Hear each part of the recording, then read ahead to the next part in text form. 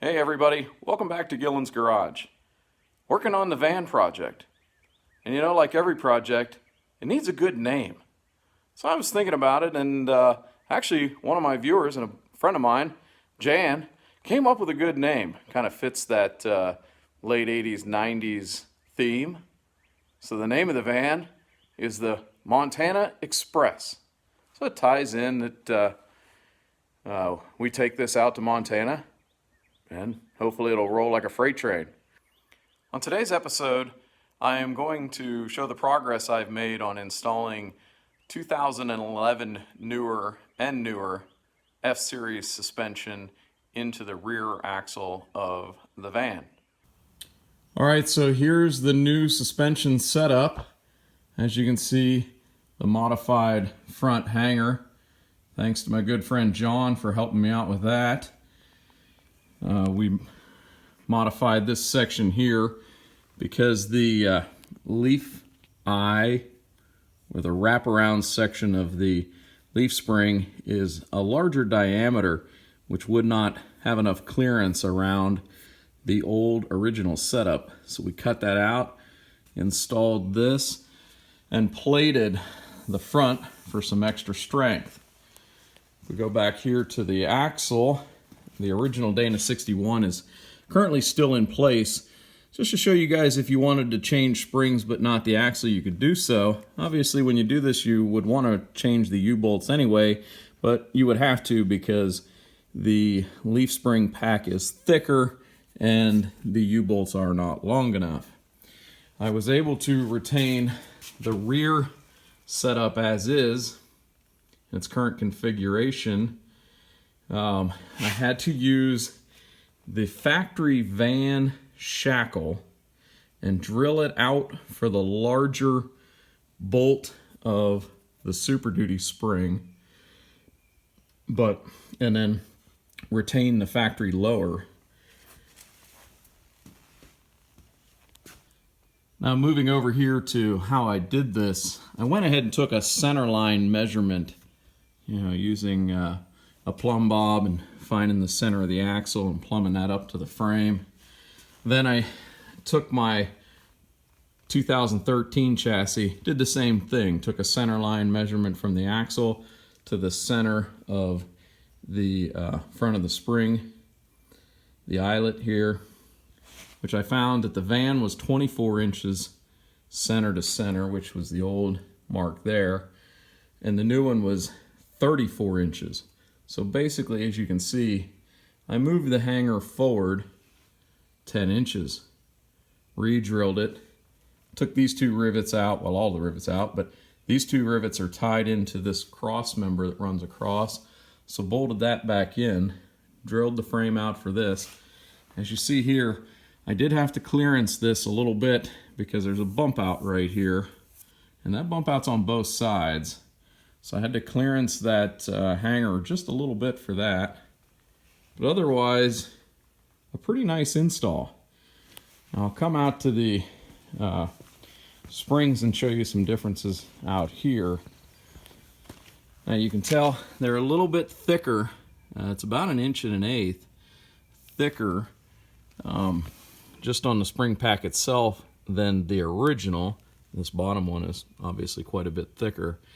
If you want to install this with the original, you will have to remove this portion off the top of the leaf pack by compressing this, large C-clamps or whatnot to keep it together. Remove the bolt in the top, remove that, and put it back together.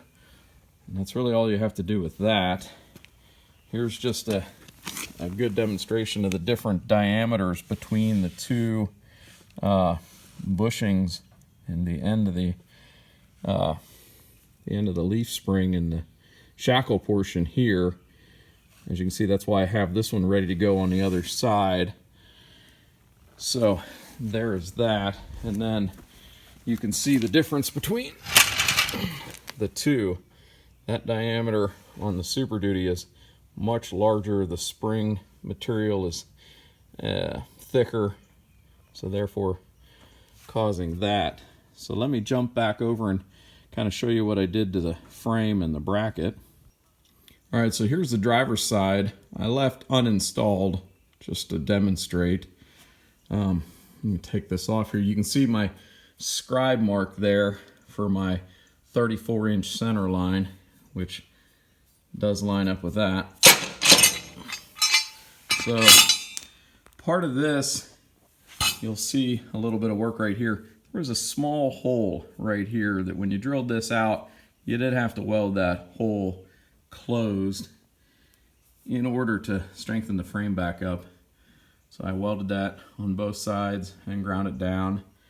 But basically took my center line mark at the 34-inch, figured out the center on the bracket to these holes on either side, went ahead, made my scribe marks and drilled that out, put that in place, and then went ahead and drilled the top side.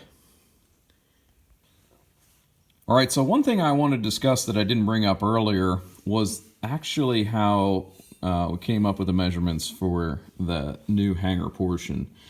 So because this truck's being converted to four-wheel drive, wanted to move the spring bolt location down in an effort to try to eliminate the possible need for a lift block on the axle. So from the factory location, this hole is moved down about an inch.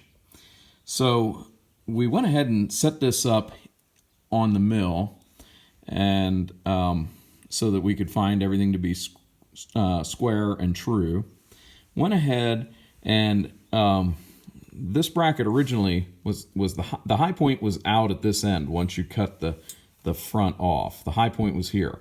So went ahead and took the mill in to make contact there, found that as our point, and then milled it straight down so that we would be perfectly perpendicular to the plane of the frame, so that we're setting a nice flat area to install. This was a piece of 4-inch tube, and we cut the welded portion on the bottom off so that we had the strength of all of a non-welded piece anywhere else. So anyhow, milled this perfectly perpendicular to the frame, and then